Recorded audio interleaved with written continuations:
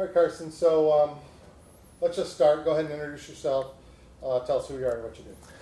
Carson Cornish, Kalamazoo Mechanical, Vice President. So tell me a little bit about Kalamazoo Mechanical. Who are we? We are a local mechanical contractor. We serve Southwest Michigan.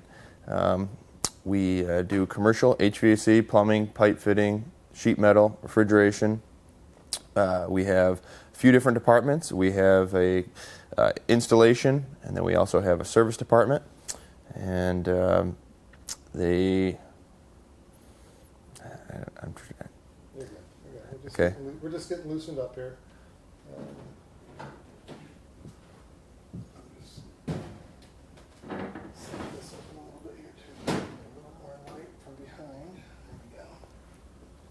So it depends on how you look at it. You know, we've said we kind of have three departments where we have a sheet metal, a plumbing, and a service department. The sheet metal and the plumbing is primarily installation, and then we have that's all of our new installations. Churches, courthouses, schools, libraries, office buildings, things of that nature. The service department works on, repairing anything from your residential furnace to your commercial chiller to rooftop unit to boilers, pumps, you name it.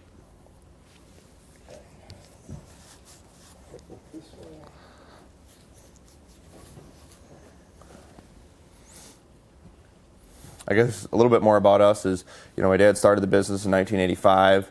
It was basically just him and another service technician, and then it's grown from there, and now we've got 32 employees. Keep on going. We're going to get there. Just want to make it perfect here. Yeah, no, I hear you.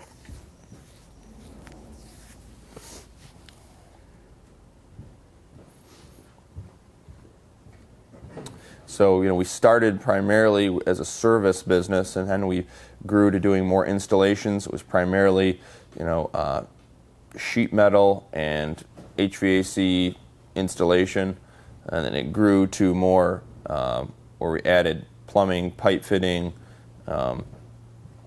all facets of the HVAC industry.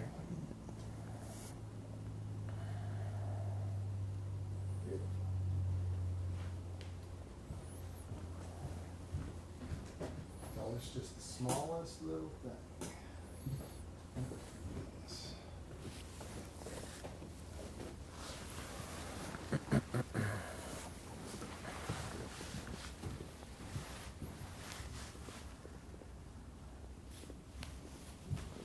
So then, so tell me a little bit about the people and why we're so successful at what we do here. So we are a family business in that, my father Irv started the business, and then, I'm now taking the business over. But we use that family approach in a lot of things we do. Most of our employees have been here for 10 plus years. I know a lot of the guys' wives and kids' names. We do things socially together, football games, golf, eating, cooking, different things. How do you take care of your people?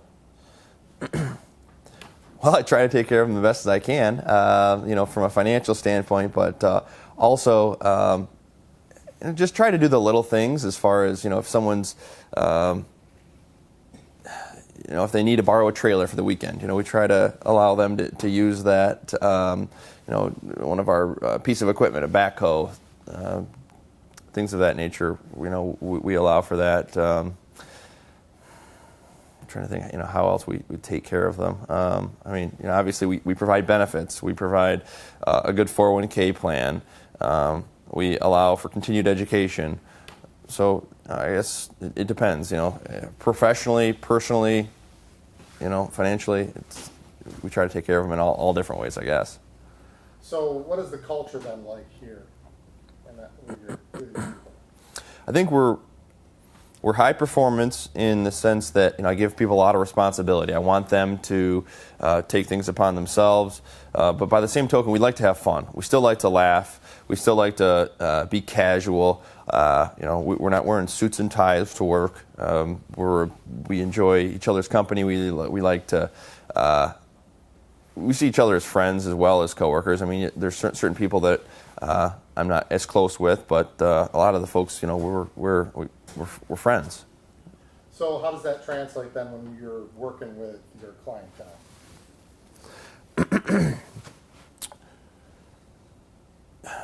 I try to be down to earth with folks that we're dealing with.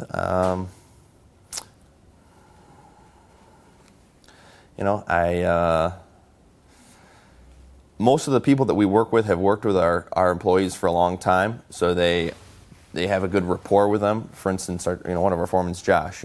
He's worked on KPS school jobs for many years, and so they like working with Josh. They know him. They have a good rapport with him. They know that he's going to hit on time and on budget. And a lot of our service clients like working with Desiree because they know when they pick up the phone and they call her and they get her on the phone that she's going to solve their problem. She's going to get a technician there and she's going to communicate effectively with them to get the problem solved. So. And our guys are the same. They are. They're down to earth folks that understand about solving problems and finding solutions. So, talk about trust and honesty and those things. Sure.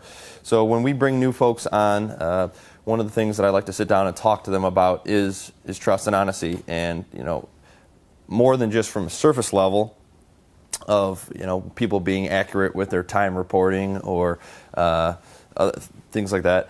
It's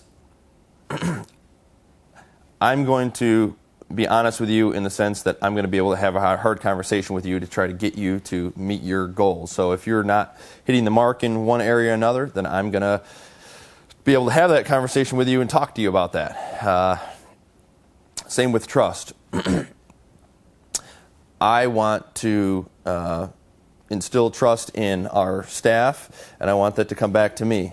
So I'm trying to gain my train of thought with what I was saying to you. I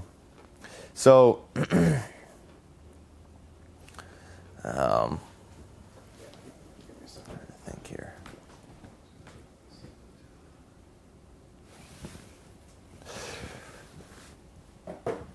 With us, with the way I look at trust is built over time. It's not something that's gained overnight with myself or an employee. So the longer someone works with us, the more trust that I have for them, the more responsibility I can give them, and I feel that I have responsibility to the other team members to and give people responsibility as it comes over time. I don't want to give someone too much responsibility at the beginning and have them not be able to hit that mark. By the same token, I expect trust to come back from the new employees over time for me to know that I'm doing everything I can to manage the business in the most profitable way that's going to help all of us succeed and be able to hit our goals, profit sharing, and be a successful company. As far as the honesty goes, I'm going to be honest with you and have a conversation with you as far as how I want to say this. I'm going to be able to have the hard conversation with you or a difficult conversation with you. Not saying it as well as I was before. It's a little different to get on camera. Right. Just talk to me. Right. Just tell me what's going on. Honesty is more than just the surface level of being accurate with your time card or telling the truth with something. It is being able to have a difficult conversation with someone that needs to be had, whether it be with a customer about a faulty piece of equipment, whether it be with a construction manager about an issue that you're having, or whether it be me having a conversation with one of my employees who may be missing the mark in one area or another. It's going to help them achieve their goals, and I would be doing them a disservice if I wasn't honest with them about those things. Good. No, that was good.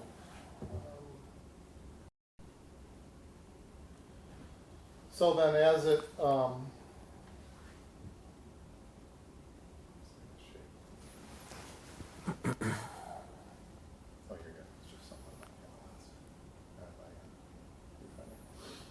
So when you think of customers and you guys experience problems in the field, talk about how you guys respond to problems on the job. How you fix them.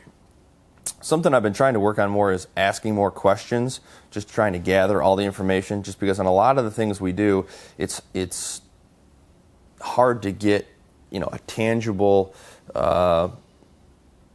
idea on what the problem is. So sometimes it means I need to go to the site, I need to be able to touch something, feel something to see what's going on here, because you have a surface level idea that may look like one thing, but it could be another. So I try to ask customers a lot of questions, or construction managers or my foreman. I try to ask them questions to get to the bottom of situations. And one of the things that I know is that I just want to be fair with people, and our people are human just like anybody else. They screw things up, and I'm never going to be one of the kind of people that says, we never screw anything up. I just want to be honest and I guess fair. What will you do with customers when those sort of things happen? How do you then say we screwed up, and how do you fix it? What is that working relationship with the customer? I think that one of the things that my dad has always said is, a lot of things are a negotiation. So, I'm a flexible person, and I understand that a lot of times we got to meet you in the middle on something. So we're always doing that with customers to say, hey, we missed the mark here, so why don't we do something else extra for you to compensate for that? And we just try to be fair and say, what were the expectations? What expectations we had for a customer, expectations they had for us. And how do we make everybody happy? Obviously, there's some customers that you're never going to make happy, but there's some customers that I really enjoy working with. There's certain people, we've got a couple construction managers, whether that be CSM Group or Fiskars Construction.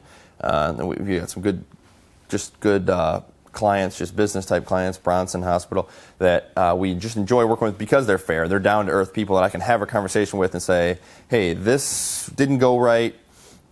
This wasn't what I expected. Maybe this wasn't what we talked about. How do we come to an agreement here so both of us feel good about the situation? Obviously, we don't do this just for fun. We're doing it to earn a living and to provide for our families and the families of all our employees. So how do we do that? And I don't like to work for people that are not down to earth in that regard. They're hard to talk to. They're very by the book or corporate or things of that nature. So. All right, you're getting there. I like it. So, talk to me about Kalamazoo is in your name, right? Right. So, give me a second.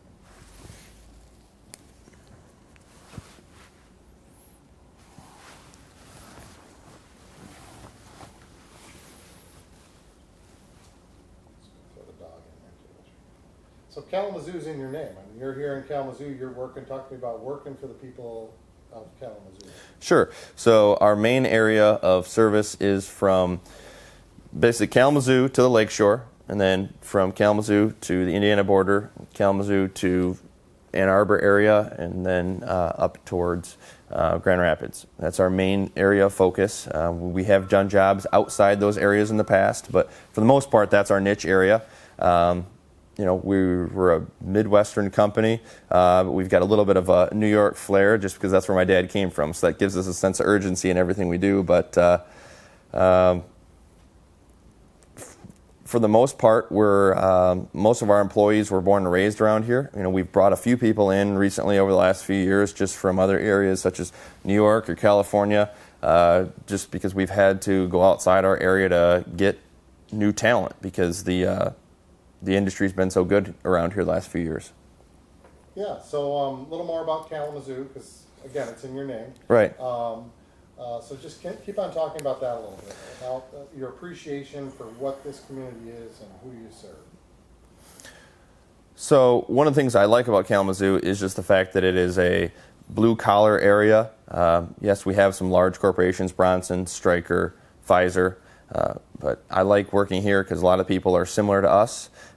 We can have honest conversations with the folks that we're doing business with. Kalamazoo is a great place to be just because of the Kalamazoo Promise. That's something that we always like to talk about with people as far as paying for the tuition for college, for kids that graduate from Kalamazoo areas, schools. Something we like about Kalamazoo is being 35 miles from the lakeshore. And, if you want to go to the big city, you're a couple hours from Detroit, you're a couple hours from Chicago, you're 45 minutes from Grand Rapids. So if it's something that you want to see more nightlife, or you want to do more downtown shopping, things of that nature, you can do that. But I like the feel. I feel like it's just right. It's not too big. We do have a downtown area with a lot of different amenities to it, but we're also small where you can have a house with 10 acres within 15 minutes of the office. So that's one of the things that I like. Good. So talk about customer calls, and they've got a goal. How do you take them from the phone call to finish their goal, how many ever months or years that is? So talk about cultivating a customer through the entire project that is part where you're involved. So again, it goes back to asking lots of questions and trying to listen to what the customer has to say, taking lots of notes on those situations. I think a lot of things you're describing now is what we would call a design-build type situation, where we don't have an architect or an engineer involved in the job. We're just listening to what Tom needs and how we can meet that goal. So we're going to ask questions about, how many people are going to be in your building, how often are you going to use it, what are the temperatures you want to meet. Then we're going to look at the code requirements, and then we're going to look at energy efficiency. We're going to look at installation ease, first cost versus life cycle cost. We're going to look at a lot of these different things, and we're going to put some solutions together to give you a system that's going to work well for you. And again, the big thing is we want that repeat business. We want to get customers back working with us so that they trust us and they know that we're looking out for their best interest. Most of the projects that we're working on are not a project that's going to be done in one day. A lot of those projects are going to be weeks, months, sometimes even years long. So, it's not something where we want to cut a corner in, doing the design, or cut a corner in, hearing out what the customer's needs are, because we're always going to drill back to that when we have, conversations with customers after the fact. Good. So then, what sets you guys apart? What gives you that Kalamazoo mechanical feel, the KMI feel, the people that your customers feel? From an inside or an internal approach, something that's different about us is that casual but also highly productive and highly motivated feel. It's something that you don't see in a lot of other businesses because a lot of people are extremely hard driving, and it's cold and it's hard and it's not fun to be around. Or you have the other extreme where it's too casual and you guys aren't getting anything done. So that's where it's a good sweet spot for us internally, where we can have fun at work, we can enjoy what we do, we can enjoy the people that we're around, but we can also be high performance and get things done and feel good about the work that we've done throughout the day.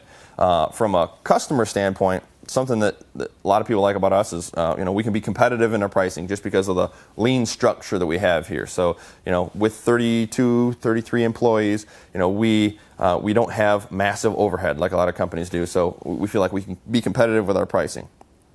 We're also, with our structure, a customer can call and talk to me as one of the owners, and I can give them a solution, on the spot. Whereas a lot of places, that you may have to go up the chain to get reliable answers. That's not the case here. People, who want answers, they're going to call, they're going to talk to me, and we're going to get a solution. And that provides just quick reactions to problems that occur. We had a problem a couple weeks ago where we had a leak in a bathroom in one of the plumbing fixtures that we had just recently put in. The carpet was wet. Customer called us, got some fans brought over, delivered them to the job site, got the area dried up for them. So it was a quick problem. I know, hey, we don't know whether it's our problem or not our problem, but we're going to get the fans out there and we're just going to get it taken care of, and we'll sort out what the issue is later. So I think a lot of construction managers, owners just appreciate the direct line to me, and the ability to solve problems quickly and just be lean and nimble in the construction process. So. Good. So talk to me then about the history of the company and the fact that you work with your dad and what your dad offers now into this when he comes out on the job sites. Sure. So my dad started Kalamazoo Mechanical in 1985. Again, it was just him and another service technician. They grew over the years. Again, it started with service, and then they moved into installation more as the years progressed.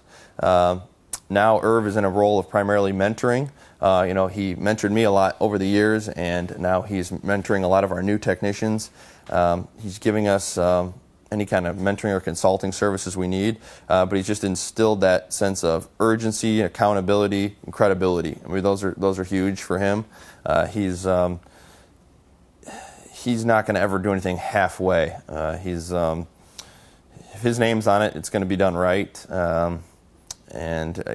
So I owe a lot to him just because of all the different times that he's poured into me. He's definitely a detail-oriented guy, and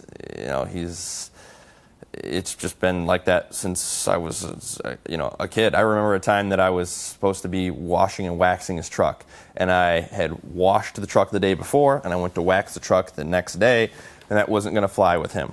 He said, nope, you're going to wash it again right now so that it's clean right before you wax it, because I don't want you grinding into that dirt into the paint. So it's just, he wanted things done right, and, that started from when I was 14. And, he had me working for him here at Kalamazoo Mechanical when I was 14, when the guys would pick me up on the way to the job site. They would drop me off at the end of the day. And then I remember when I turned 16, I was on the job site, and one of the guys took me to the Secretary of State to get my ID. So I've been doing it for it would be 17 years now. So I got a lot of good experience that a lot of people didn't have, just because I had a dad that was just pouring into me 24/7 when I was living with him. So although I'm only 31 years old, it's something that I had a lot of good experience that other people might not have been as fortunate to have. Good. Nice segment there. So then, talk about the pride you have in this company and the pride that you feel from even the employees that work for you and such. I take a lot of pride in the company just because it's mine. It's something that I know that I can make a difference in, and I can make a difference in a lot of my employees' lives. Because like we were talking about with the Dale Carnegie or the Tony Robbins or the different types of motivational trainings that we give to people, that's stuff that maybe they've never heard before, and I just feel like those are good tools for their lives to have. So I really feel empowered to make a difference in those people's lives, because I just don't think it's something that people hear in our society that much, and especially about just being positive, being calm in the things that you do. I think those things are huge, and there's things I want to keep pouring into people. I'm trying to think as far as pride, how that I understand that with our approach of being a small, lean company, and like I was speaking to earlier, with customers being able to call and have a direct line to me, my name is on things, and so I don't want to have that call be a negative call. I want that to be a positive call. So I do want to take pride in things I do, and that's one of the reasons I want to try to get out to job sites often and look at things and say, yes, this is a great way to do it, versus no, that's not an acceptable way to do something, so that when I get those calls from a customer, they're a good call.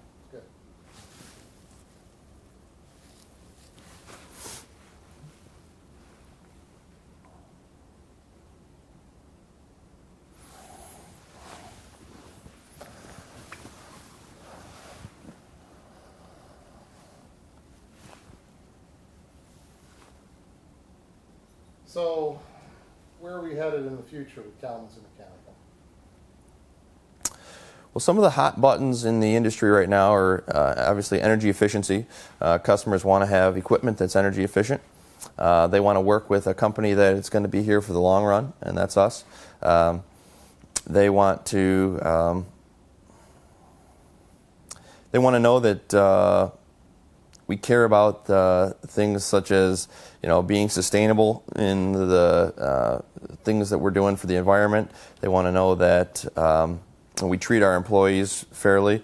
That we employ all different walks of life and races and ethnicities and all those things. So I think that those things are important to customers. Where we're going in the future, we want to keep growing in the industry. We want to, we want to add to all of our departments. That would be service, sheet metal, plumbing and pipe fitting. A lot of things are changing as far as the temperature control side of things. So with web-based everything, building management systems, thermostats, equipment, we want to be on the cutting edge of those things, be up to speed with customers, be knowledgeable about that, allow us to talk intelligently about those things, and give people good advice as it comes to that. What are your favorite things to do every day?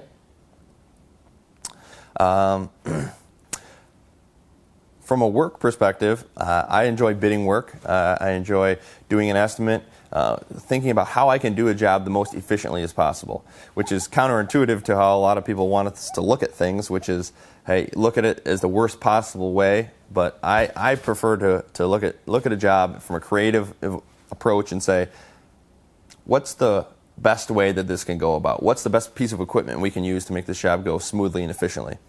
I enjoy mentoring new folks that come aboard, going out to the job site, walking the job site down with them, and just talking to them about what they're doing, why they did something a certain way, just so that I can learn new methods, new approaches, things like that. From a personal level, some of the things that I enjoy doing is I like fitness of all different ways, shapes, and forms. I like doing outdoor activities like snowboarding, mountain biking. I enjoy spending time with my dogs, my family. I like cooking. Good. What would your customers say about Kalamazoo Mechanical when they talk about you to others and the work that you've done for them? What do you hear back? I think that they would say that we always complete the projects on time, and we've never let anyone down in the sense that we said we were going to get a project done and then we didn't do it. That's never happened. We always follow through on the commitments that we make from that regard. I think that another big thing is we always stand behind our work. So if we have a warranty issue, we're going to come out there and we're going to fix it. We're going to make it right. I think that customers could say that if they have a problem, they could always call and talk to me or any of our other management staff, whether it be Desiree on the service management, now Mike Simon's on board on the construction management, so that we can find a fair and good solution to the problem. Talk about the scale of projects. You like big projects, small projects? Can you do both? Yeah. So we do a wide range of projects. Our service department handles a lot of just residential service changeouts, furnace, air conditioner, water heater type changeouts. Our construction division does multi-year construction projects up to $3-4 million. So it's a huge range and anything in between. I think we have a sweet spot in that $500,000 to $1 million range. I think that's a good spot for us to be able to effectively get in and knock out a project in that time, so we can move on to the next project. So we enjoy projects that involve the whole HVAC realm. We like jobs where we do the complete mechanical. That would be plumbing, pipe fitting, HVAC, and equipment. Good. I like. Let's see. What areas that you had on your notes didn't we talk about?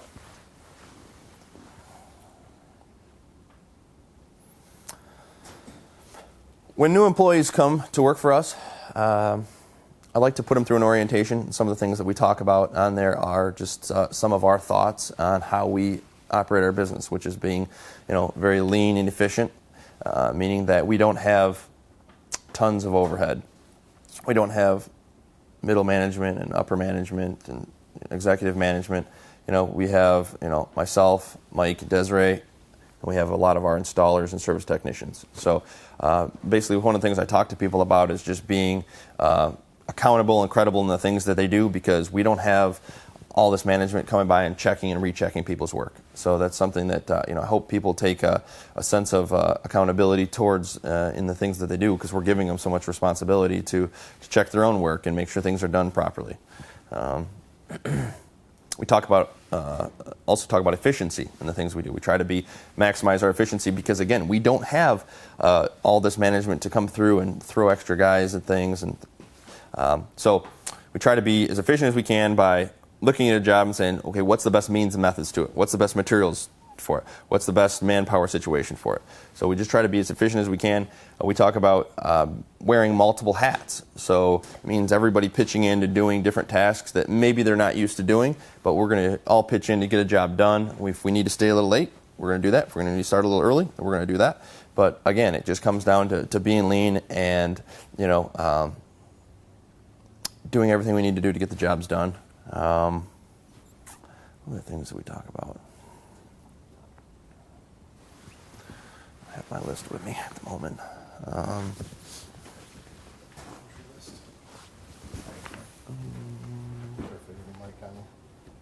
Yeah, I plugged it into myself here.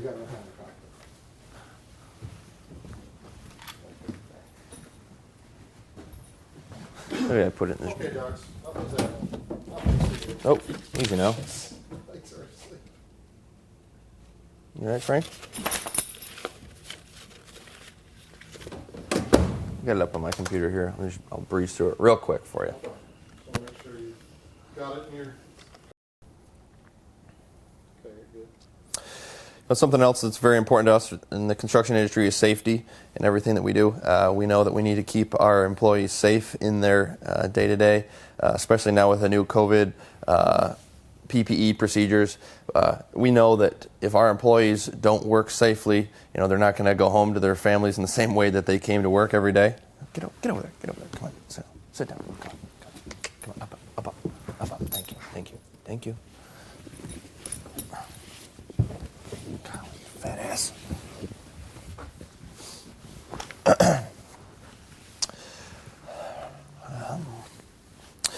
Some of the things that I talk to a lot of new applicants about is doing the 10 simple things that require zero talent. I guess I better redo that because I kind of paused there. One of the things I talk to a lot of new hires and new applicants about is doing the 10 simple things that require zero talent. So some of those are being punctual, being teachable, being on time, having good positive attitude, good body language. I feel like if people do those 10 simple things, I can train pretty much anybody to do our job.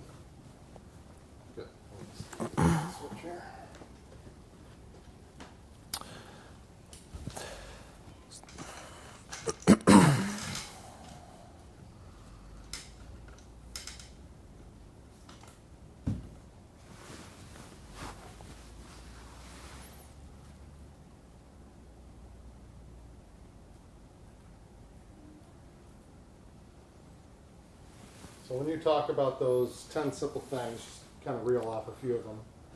Tell me. So the first and probably the most important is being positive. The second thing would be being punctual, being prepared, having good body language. Those are some of the most important things. And again, if you can do those things, I can teach you guys pretty much anything else that you need to learn. But coming with those couple simple things is just huge. It makes you makes you a better teammate. Makes you other folks want to work with you and want to train you. I've been preached that my whole life, and that's just something that I try to do coming in every day. I mean, there's the glass is half empty, the glass is half full. You can make lemonade out of lemons, and we could go round and round with lots of different metaphors like that. But I truly believe in those things because there's a lot of things that come up on the job sites or on service calls that we weren't expecting, and you can look at them one of two ways. So we choose to look at them positive here. We're going to talk a little bit about the work-life balance thing. Mm-hmm. I know that in this industry, especially in our in this industry and our economic climate, especially over the last few years, the construction has been very busy in our area, and so it becomes a challenge to try to have a good work-life balance for myself, but also our employees. And so that's something that I am aware of and that I work with our guys on often, because I know that work is not the most important thing to them in the world. They've got families, they've got hobbies, they've got other things that they want to do outside of work. And so I try to accommodate that as much as I can. You know, it's definitely a fine line, because we want to have that hard driving and high performance approach. But by the same token, we want our people to be healthy, both physically and mentally, so that they can come and do the best job that they can do. So it's something that we are constantly working on to try to keep our people at the top of their game. Another thing that's on my things is respect.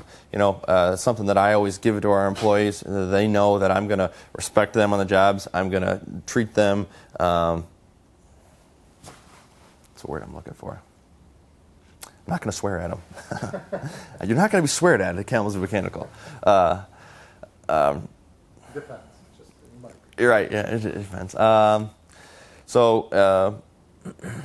Respect is a big thing for us. We want to be respectful of all our employees, and we just expect that they give us that same respect back. And we talk in a professional manner. We're all professionals, so that's just something that somebody can rest assured that they would have working for us. Great. When you talk about that respect and that communication, talk about how important it is that your people are able to communicate with the customer and the other people they work with on the job. Communication is huge on a construction site or in a service environment.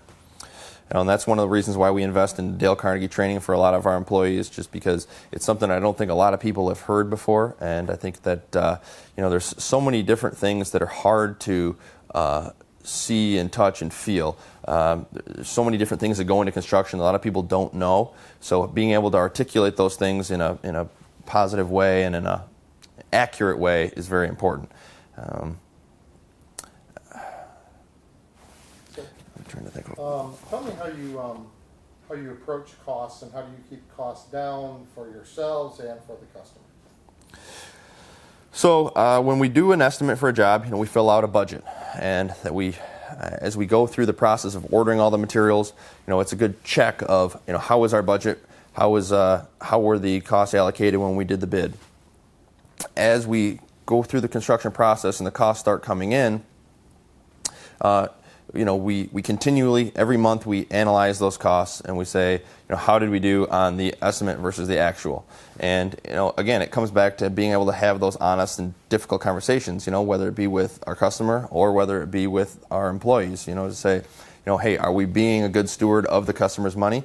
And are we being a good steward of our own money? Do we use the correct materials? Are we using the correct manpower?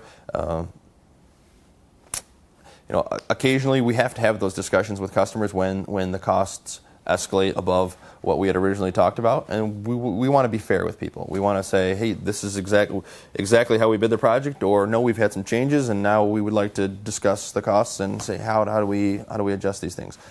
Many of the projects we work on are a fixed cost, so there's no room for that unless we have a design change, and at that time there's many construction managers that are better to work with in those situations where, hey, we've had some design changes, therefore there's going to be some cost changes, and we want to be able to have that open and honest conversation with someone. Great, good. Don't move. I'm going to just do that camera angle here.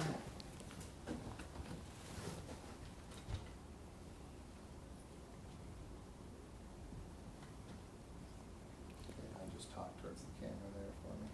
Okay.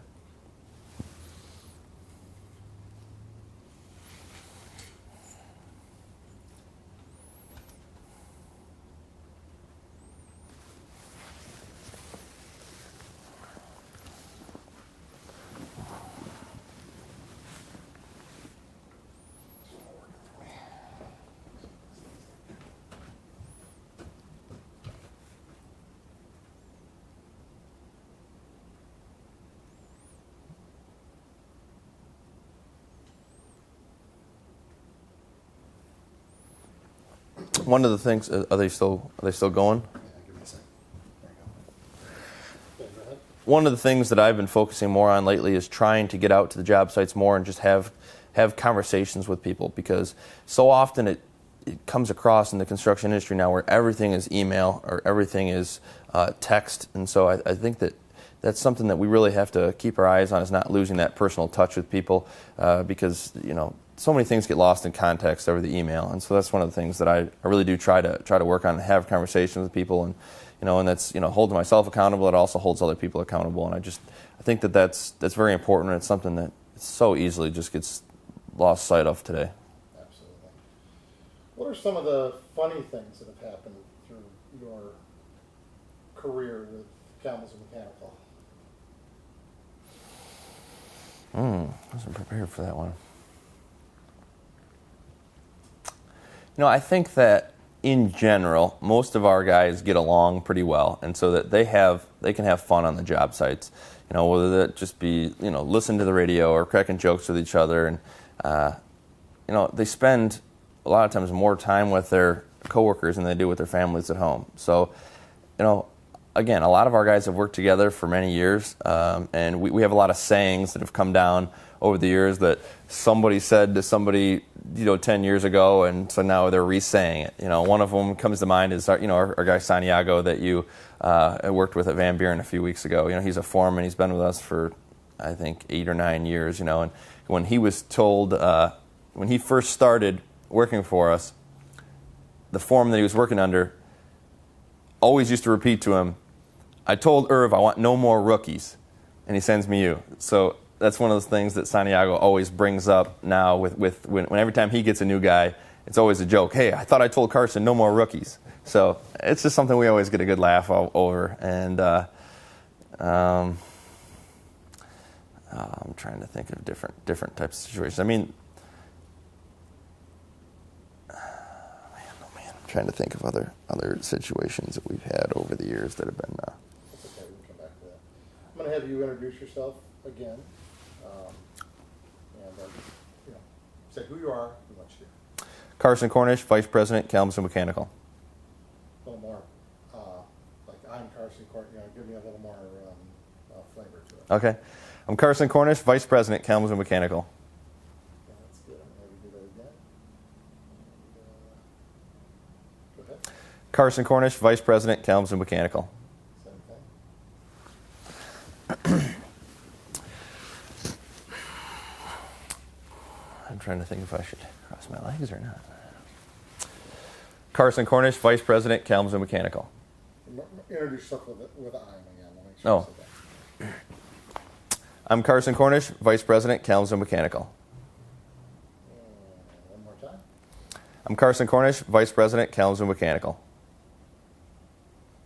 Good. I'm trying All to right, other topics, other areas while we're here. Any thoughts on Yeah.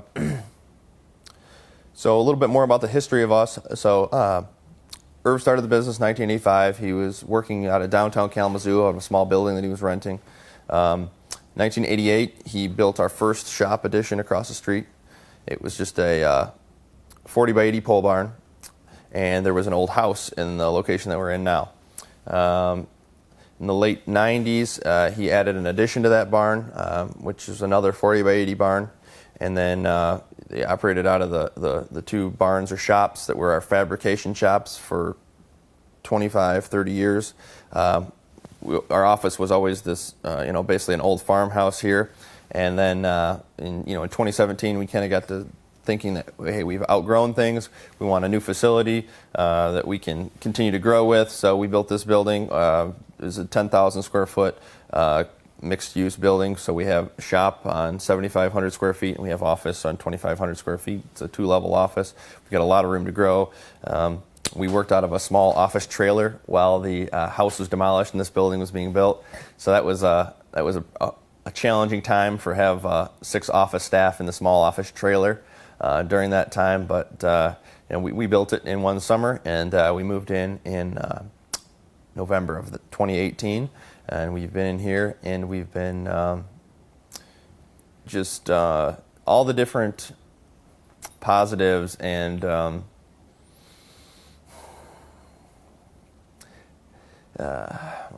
opportunities that have come to us since we built a new building are things we wouldn't have imagined. Just so many comments from just local area businesses as they drive by. They'll say, "Wow, that building looks really, really nice."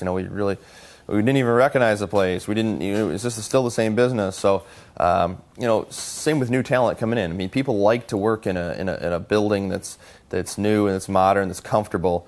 We did radiant heat throughout all the floors in the building. Just one for energy efficiency, two for practicality, just because we're always opening the overhead doors and it recovers so much faster. But three for just the employee comfort. I mean, people love just the feeling of the radiant heat. So that's why another reason why we did it throughout the building. Obviously, we've got energy efficient air conditioning systems as well. They're all modulating heating and cooling. So, we try to use it as a showpiece for bringing customers in and just talking about some of the different things that we're doing here, and that say, hey, we can do this for you as well. So, other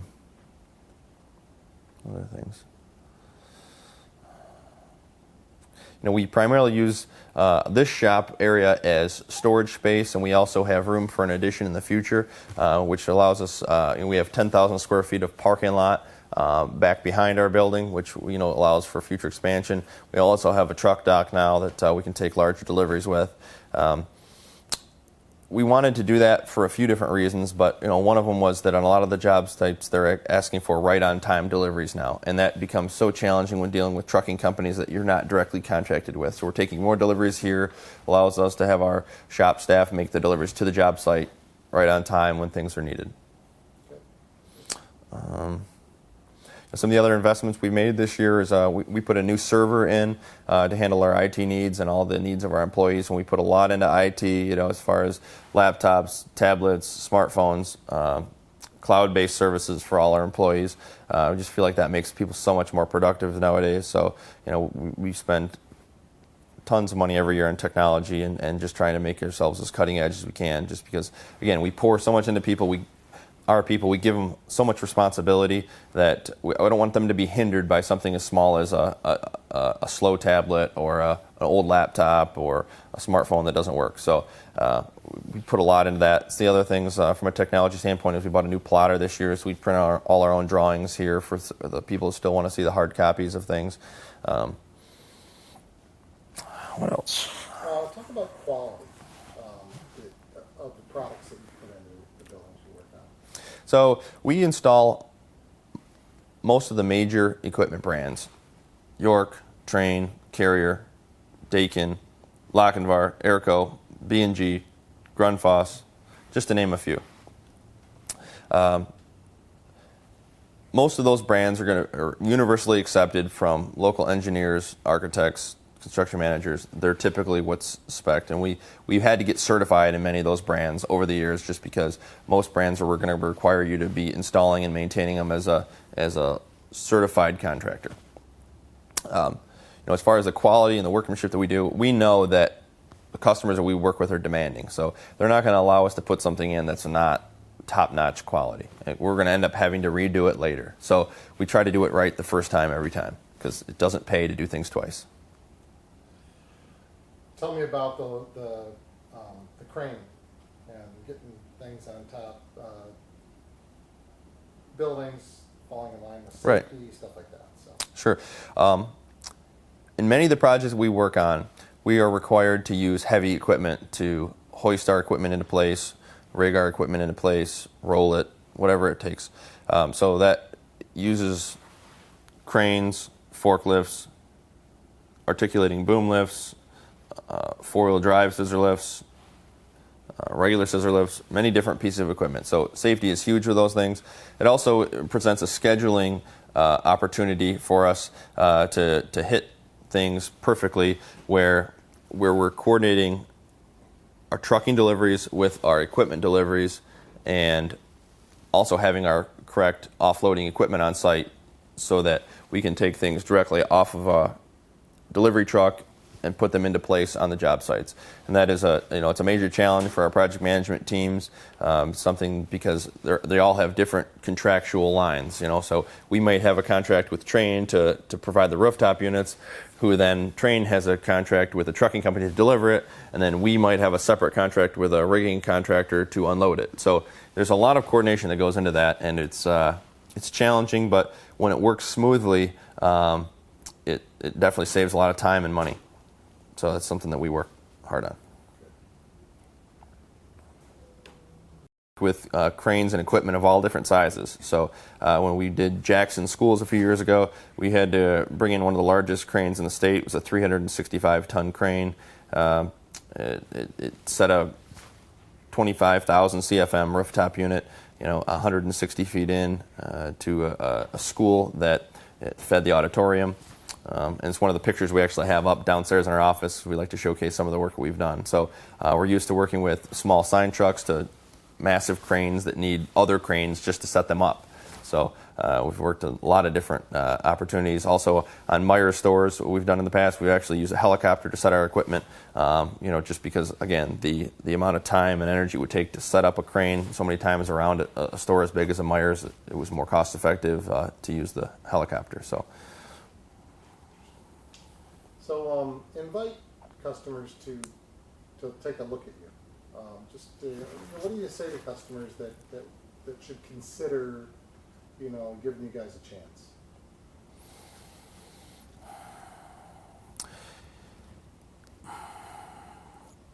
If you're a customer that wants a job done right, I'm trying to think how to say it. Customers that want jobs done right, customers that want to deal with a contractor that's easily approachable and then they can pick up the phone and talk to, that's going to give them lots of different options on systems from good, better to best, they would want to talk to us. They want to deal with good field personnel. They're going to be easy to deal with, that are not going to be take the hard line on everything. They're going to be down to earth folks that you're going to be able to have a conversation with, and then they're going to be able to report back to me with questions that they have, and then we're going to be able to work through things together. Obviously, on the forefront of most people's minds is the cost. We feel like we can be competitive in most markets. We may not always be the cheapest, but typically we're not the most expensive. We install quality products in quality means and methods, because I know that we want to just do them right the first time. It hurts our reputation if we don't get it right the first time. Because customers lose trust in us. They come to us and they want a quality system done at the price that was quoted, and they want it to function. And something I think that definitely sets us apart or from other contractors, we're going to be there through the warranty period. Because if we put a piece of equipment in or a system in that doesn't work the way that we said it was going to work, we're going to be there to support you and we're going to fix that. We're not going to just run away.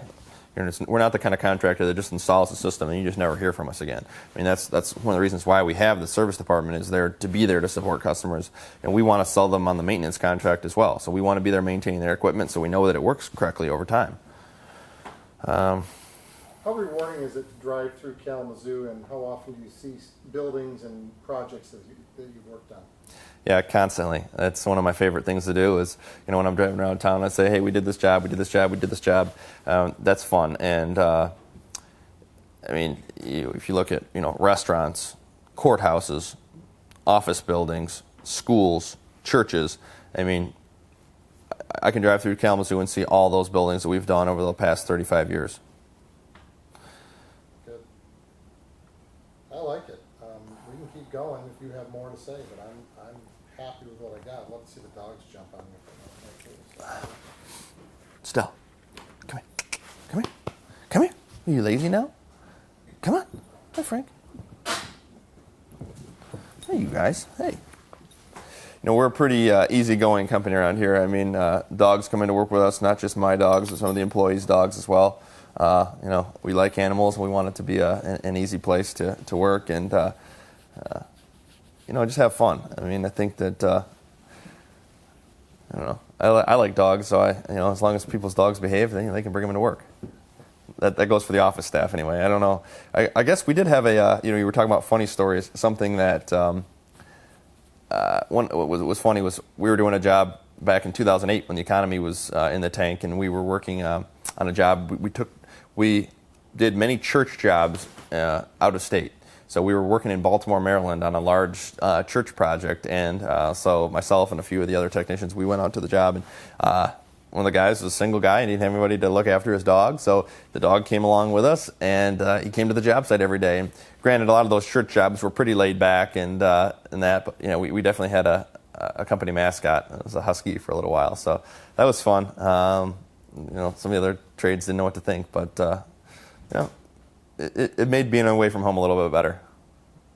What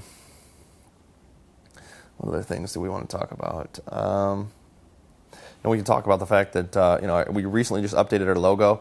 You know, for over the years, you know, Kalamazoo Mechanical Inc. was kind of a long name that a lot of people didn't want to say the whole name all the time, so they were constantly abbreviating it. They were saying CalMech, KM Inc. They were coming up with their different abbreviations. Internally, we've always called it KMI. It's just always what we've called it. That's what we stencil our tools, stencil our lifts, stencil our ladders. So, you know, we chose to make the decision to go to KMI. Company name is still the same, but it's just on our trucks and gang boxes, things like that, we're branding as KMI. So that's something that people will see more as they go around. And you know, we just recently got 6 of our trucks relettered, and the rest are in process right now. Trying to think. Well, it used to be Kentucky Fried Chicken, KFC. Right, exactly. What other changes are we making and doing more of? Other things we're going to talk about. We talked about the logo.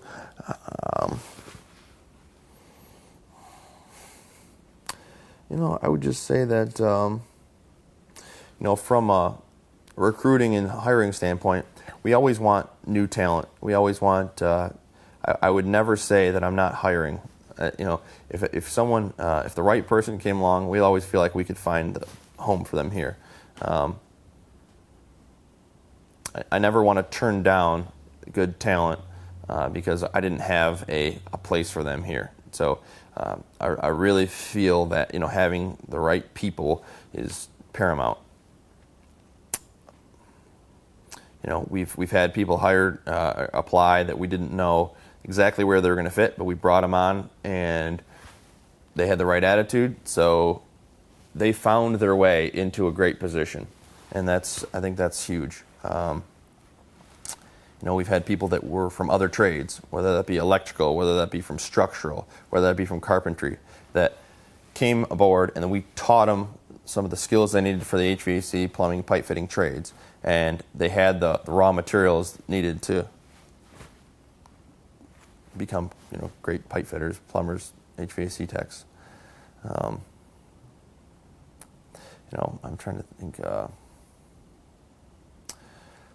You know, as far as the work-life balance thing goes, you know, I just would say that in general, I pour my heart and soul into the business. Irv pours his heart and soul into business, and a lot of our employees do. But just as a commitment from me is that, you know, I'll always be available to the staff for the things that I need to be available for. I mean, I'm an HVAC nerd, you know, self-proclaimed, and it's something that I enjoy doing. So I'm always thinking about work. You know, some of my friends and family, they might say, hey, you know, that's we don't want to hear about work right now, but it's a hobby of mine. It's something that I enjoy doing. So it's something I'm going to, you know, constantly be thinking about. How do we improve? How do we become more efficient? What can I do for the guys to make it easier for them and the things that they're doing? What new tools can I buy? What new vehicles can we get? What new trailers can we purchase? So just to make things just easier and more efficient. How can we be more top-notch contractors? So it's definitely always a balance. You know, how much do we spend versus how much do we save? But you know, it's something that I'm constantly thinking about because it's a business that I'm going to be involved in for the next 30 or 40 years. So I want it to be top of the line, you know. And that's some of the things that it goes back to the responsibility that I give people. You know, I want our staff to take responsibility for the tools that I buy them. If I buy them top-notch tools, you know, I want them to take care of it. If I buy them top-notch vehicles, I want them to take care of those things. I want to take care of it like it's their own, because you know, I don't want to be the kind of person that's going to skimp on one of those things. I mean, that's just not my nature. Good. So what's the legacy then? Who's next, Carson, when you're another 25 years down the road? I don't know. I don't know. I don't. I hope to have kids of my own someday that I can train to do this. It goes back to mentoring. Like, I enjoy mentoring new folks, teaching them things and pouring into them like my dad poured into me. I just think that's an invaluable skill. Unfortunately, a lot of people these days, their parents don't give them as much attention and pour into them as much as I had. So I just want to continue that for my kids. I'm trying to think. We've got a lot of staff, again, that have been here for many years, and I want to keep pouring into them, doing the Dale Carnegie trainings, doing trainings through our suppliers, doing trainings through the local KVCC or local colleges, just to try to make people as educated and as formed as I can, just both personally and or professionally for us, but also personally for them. A lot of our people come to us and say, hey, we want to get licensed in the trade. So, I've supported a few of our guys as they go to take their mechanical licenses, their boiler licenses. So, we want people to feel accomplished in what they do. So we want to support them in that. And like I said, I enjoy helping people meet their goals. What other things do I want to talk about? I just want to give you more material, because I know that some of it are fucking awkward in, so I know you only need a little bit, but I'm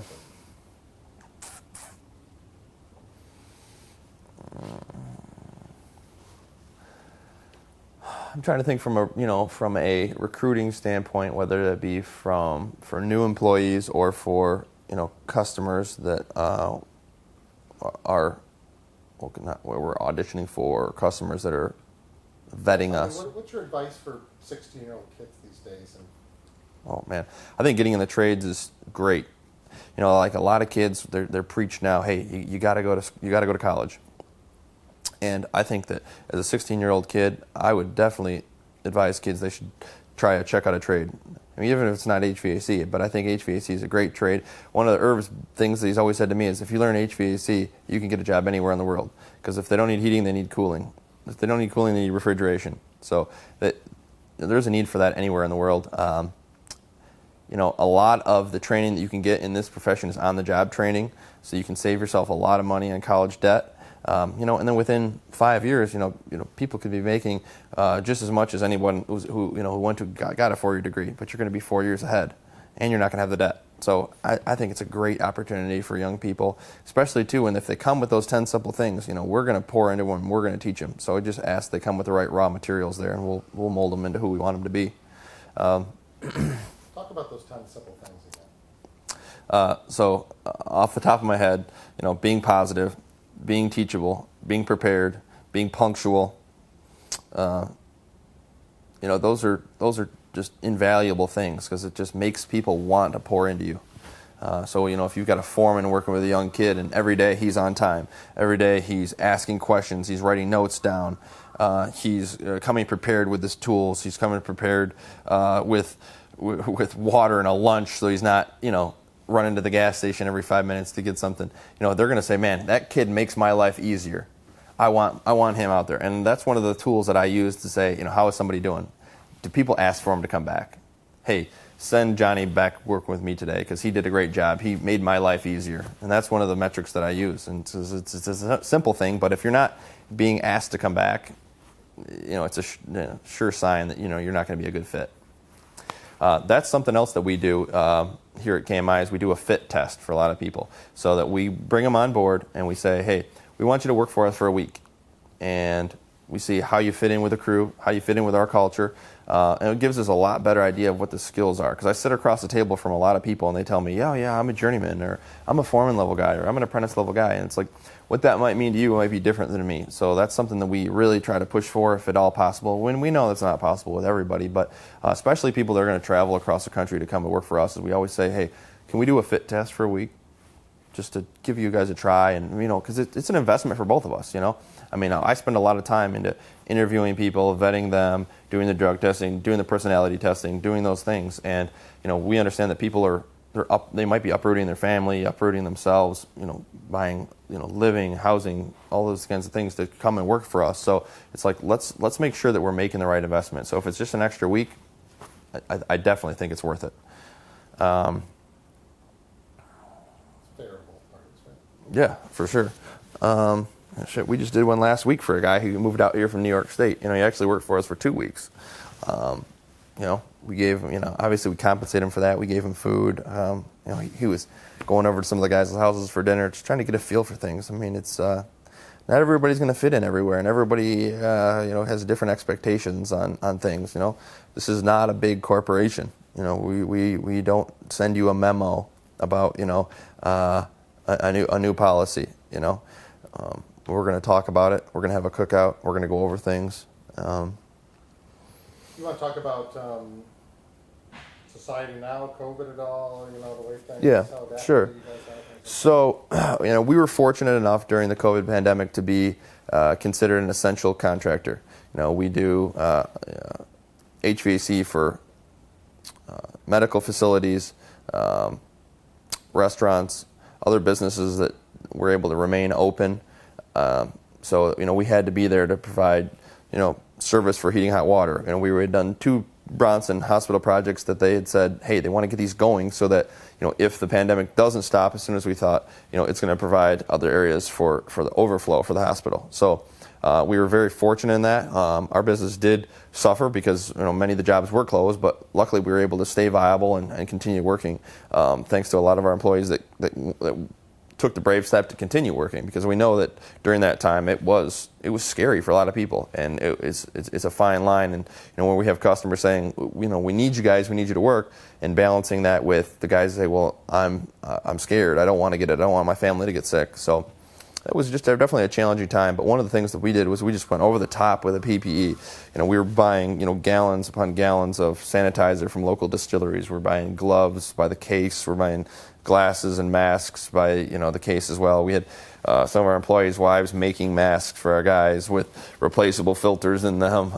So we were doing everything we could just to keep people safe. I was going to the job sites and spraying people's tools down just because I needed them. I needed guys to keep working. I wanted the guys to stay safe. It doesn't do us any good to stay working and then have everybody get sick on the jobs. So, man, it's been definitely a challenging time, but we're really glad that we're making our way through it.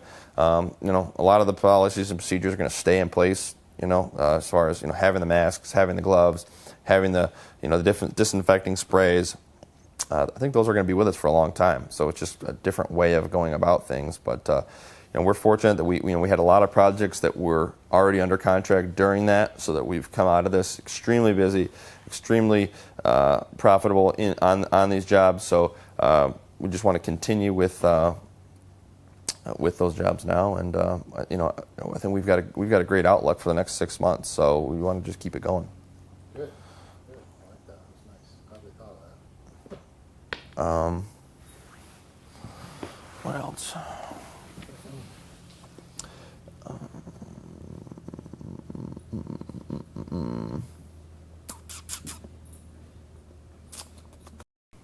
Recruiting customers, wanting to have good. Again, I want people to use the site. We just got a job for. It's not a huge job. It's a $150,000 job for a company called B&L Systems. They're computer programmers out in Benton Harbor, St. Joe, and it's a kind of a quasi design build mechanical system. There was some plans that we switched the equipment manufacturer, we switched some of the options on, and I'm just trying to think about what I guess I could talk a little bit about that. For the B&L Systems, we switched from a AON unit to a REAM unit. We added hot gas reheat for dehumidification. We also added wireless remote averaging sensors to give them a little bit better coverage in their temperature control system. So those were just some options that we feel like we added value to the system. We were able to save the customer $150,000 just in those savings just by switching the brands and adding some different options to the units. One of the things that we feel like we do a good job on is the value engineering. We can say that, hey, this is how the system was originally designed. The system will work this way. If you need to save on some cost, these are some options that we have for you. And most of the time, customers are open to that.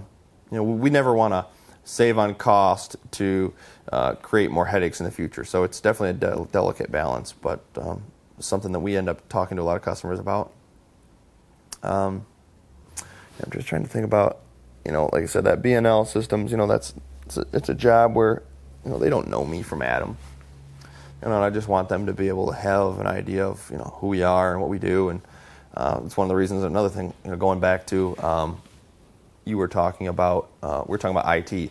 Some of the things we're using Absolute Video to do our new website for us, just so that people can see all the work that we've done. Because for so many years, we've taken pictures on our phones or with Polaroid cameras from before, but unless somebody was a part of the project, they didn't necessarily know about the things that we had done. So that's why, we feel like having the, the better higher end website so that people can understand what we do and showcase some of those things is so important to us. And that's, what I want. I want customers to come to our site and look at it and say, wow, they did that job, they did that job, they did that job. We want them to know about the projects that we've done, because unless they're going to come in and look at a hard copy portfolio book, they're not going to know about those things. So that's why we want to put those things out there, whether it be on our website or social media or whatever it is. Trying to think of other things that we could talk about for recruiting the new customers that don't know anything about us. I just think that if somebody gives us a call and gives us a try, that they would be surprised and they would be pleasantly refreshed in seeing what we have to offer. Got a lot of experience just dealing with varied systems and different approaches where we've had to cut costs, or somebody has a fixed budget. What can we do to make changes, and where can we not? Where does it make sense for us to say, hey, we don't want to cut the costs on that because you're not going to like the performance you get from it. So I think that we desperately want to work with people and develop new clients, and then work with the clients that we've worked with in the past and get that repeat business, because having that trust is so much smoother for us in our approach with people. If every job you do, you're working with a new client, you have to rebuild that trust over and over. And so that's why we really try to work with people again, because they know, oh, okay, yeah, these guys, they did a great job and they took care of me after the job was over. They made a good suggestion in the system, and if something didn't go as we planned, they stepped up and they took care of it.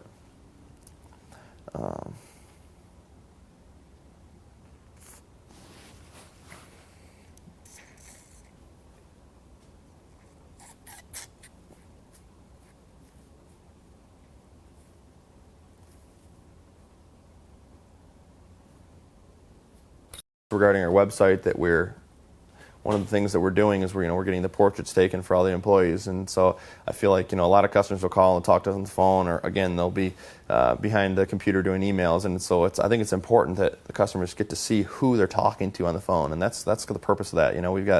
We do have a great staff. I get along with all of our office staff, and many of them have been with us for years, and they make my life so much easier. So I really want that rapport to be followed up with a face with a name. So that's another one of the reasons why we're going about that process and putting those faces on the website, so that people understand, hey, these are the people that you're dealing with on a regular basis. They're on the other end of the line. They're going to get you taken care of when you don't have heat, you don't have hot water. We're going to get you taken care of.